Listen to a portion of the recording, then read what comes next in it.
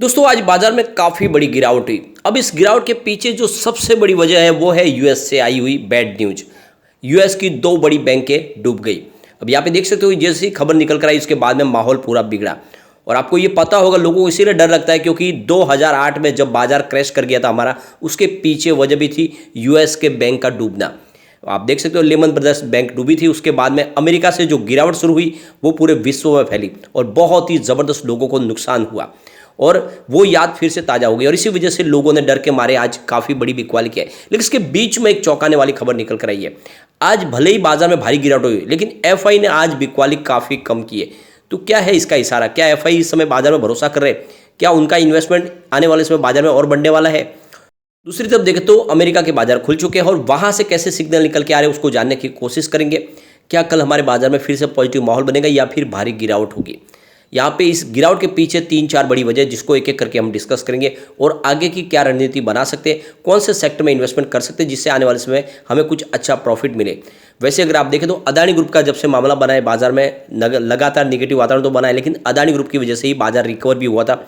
Adani group में पिछले कई दिनों से हमने तेजी भी देखी है। जिस तरह से उन्होंने एक के बाद स्टेप उठाया उसका कुछ पॉजिटिव इफेक्ट भी देखने को मिला। लेकिन आगे की क्या संभावना जाने इस बात से।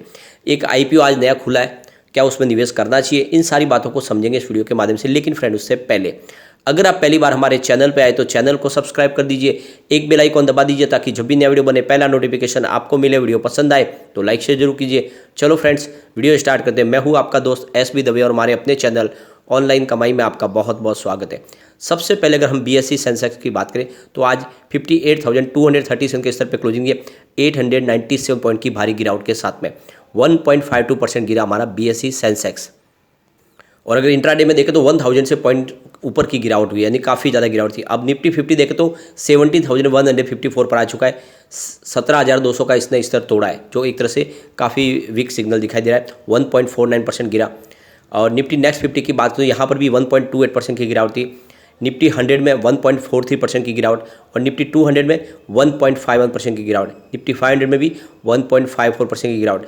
तो लगभग एक जैसी ही गिरावट थी निफ्टी के सारे ऊपर के इंडेक्स में। निफ्टी मिड कैप में ज़्यादा गिरावट थी, करीब 2% के आसपास की 50 में।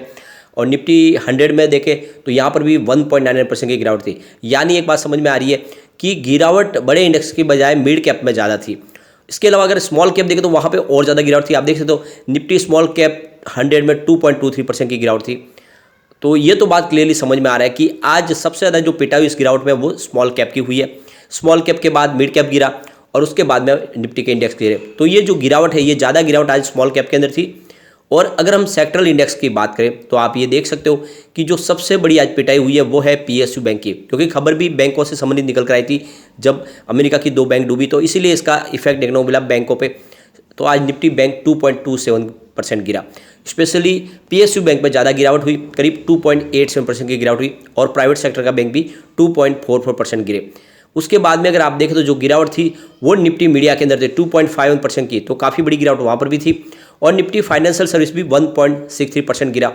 और अगर आप देखें तो यहाँ पे गिरावट जो थी वो आपको यहाँ पे रियलिटी में भी दिखाई देगी 1.98% की गिरावट। और इसके अलावा आप देख सकते हो कि आईटी के अंदर आज गिरावट 0.94% की, 1% के आसपास की गिरावट थी। और मेटल इंडेक्स में भी 0.90% की गिरावट थी। तो ये तो आप समझ ही सकते हो कि सभी इंडेक्स में लगभग एक जैसी गिरावट थी, 1% के आसपास की गिरावट। ज़्यादा गिरावट आज बैंकिंग शेयरों में थी। इसके बीच में एक अच्छी खबर ये निकल कर आई कि एफआई ने इतने गिरते बाजार में भी आज बिकवाली काफ़ी कम की है और फ्राइडे से भी कम थी। यहाँ पे देख सकते हो कि एफआई पिछले 3 ट्रेडिंग सेशन से बाजार में फिर से बिकवाल बने। आप देख सकते हो 8 मार्च को अंतिम दिन उन्होंने 3671 करोड़ की भारी खरीदारी की थी, लेकिन 9 मार्च को उन्होंने 561 करोड़ की बिकवाली की।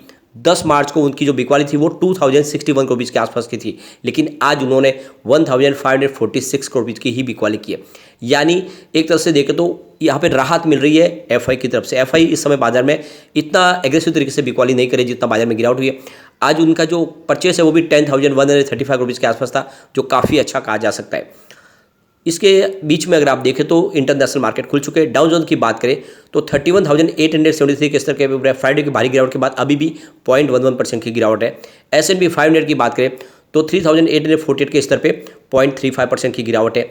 नेस्डेक कंपोजिट 11,124 के स्तर पे 0.13% की गिरावट है। और रजल 2000 इंडेक्स की बात करें तो यहाँ पर गिरावट ज़्यादा है, 1.54% की गिरावट है। 1745 के स्तर पे। तो ये देख सकते हो कि सभी बाजारों में गिरावट है, लेकिन उतनी बड़ी गिरावट नहीं है। हो सकता है कि ये संभल जाए, एक बाउंस बैक देखने को मिले, और अगर ऐसा हुआ तो फिर हमारे बाजार में भी कल अच्छा बाउंस बैक देखने को मिल सकता है।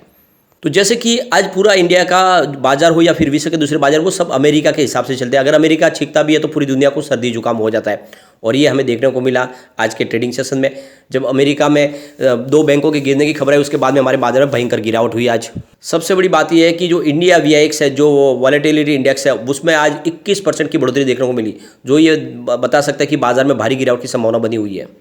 अब इस गिरावट के पीछे सबसे बड़ी वजह है सिलिकॉन वैली बैंक का डूब जाना। आप देख सकते हो सोमवार को निवेशकों ने सेंटीमेंट को कमजोर किया। यह बैंक अमेरिका के कई स्टार्टअप के लिए बैंकिंग पार्टनर रहा है। साल 2008 के बाद ग्लोबल आर्थिक मंदी के बाद अब तक की यह सबसे बड़ी रिटेल बैंकिंग विफलता है। हालांकि एक तरह से देखें तो अमेरिका ने इस बैंक को संभालने की पूरी अपनी तरफ से कोशिश की है, और कहा है कि जिसके जमाकर्ताओं के पैसे वो सारे के सारे उनको वापस हो जाएंगे, उनकी चिंताओं को दूर करने की कोशिश की है। लेकिन इसके बीच में देखें तो सिग्नेचर बैंक के भी डूबने की यहाँ पे खबर निकल कर आई, और ये लगातार जिस तरह से अमेरिका की जो बैंकों की खबरें बुरी निकल गई, ये बाजार को काफ़ी ज़्यादा डरा रही है। तो यहाँ पे देखिए ग्लोबल संकेत जो बाजार के फेवरेबल नहीं थे। डाउ जोन्स देखें तो शुरुआती कारोबार में 300 अंक चढ़ गया था, लेकिन उसके बाद में कारोबार के बढ़ने के साथ इसकी बढ़त धीरे धीरे इसने खुद ही और दोपहर के बाद लाल निशान में आ गया, और अमेरिका में प्री मार्केट ट्रेडिंग की फर्स्ट रिपब्लिक बैंक के शेयर 60% से अधिक गिर गए। एशियाई बाजारों की बात करें तो जापान का टॉपिक्स 1.51% गिरा, और निक्केई में भी 225 पॉइंट की गिरावट यानी 1.11% गिरा। और यहाँ पे देख सकते हो कि पेनी यूरोजन स्टॉक में भी 600 पॉइंट की गिरावट थी, यानी 2.35% गिरा। तो ये सभी देख सकते हो कि जब सारे बाजारों में गिरावट हुई तो उसके बाद हमारे बाजार में भी हमें गिरावट देखने को मिली। इसके अलावा देखें तो आज के बाजार में जो सबसे बड़ी रिटेल जो इन्फ्लेशन के आंकड़े आने थे, उसके ऊपर लोगों का नज़र था कि कैसे खुदरा महंगाई के आंकड़े आएंगे, उसके बाद में पोजीशन बनाएंगे।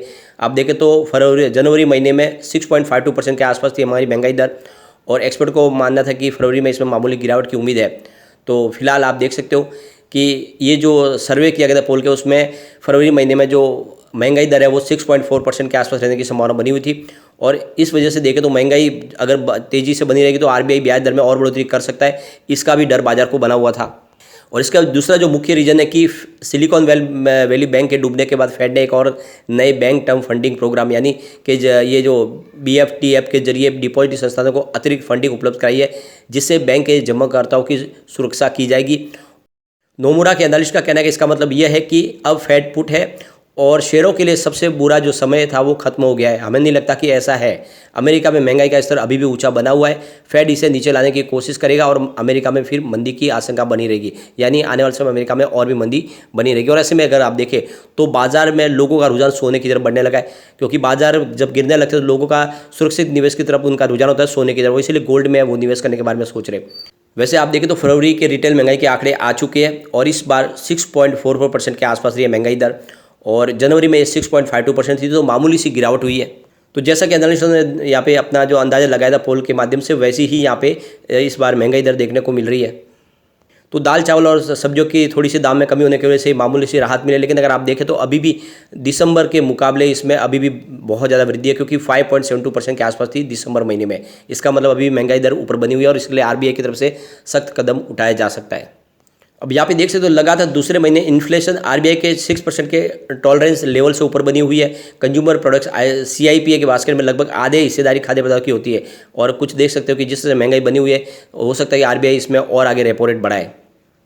आज एक नया IPO भी खुल गया है। देख सकते हो ग्लोबल सरफेज का इनिशियल पब्लिक ऑफर यानी IPO आज खुला है सब्सक्रिप्शन के लिए, और कंपनी ने 15 मार्च 2023 इसको सब्सक्राइब किए जाने की यहाँ पे डेट दी, यानी 15 मार्च तक आपके पास मौका है 3 दिन का।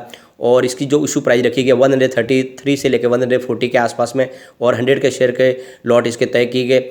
और आप देख सकते हो कि इसमें 14,000 रुपीज़ का आपको निवेश करना होगा निचले लेवल के हिसाब से।